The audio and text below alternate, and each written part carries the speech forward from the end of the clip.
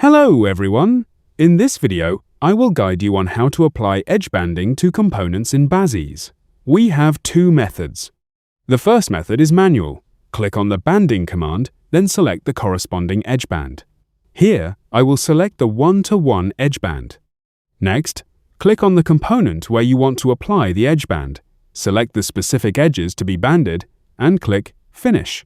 As you can see, the selected component has been edge banded. The second method is automatic edge banding.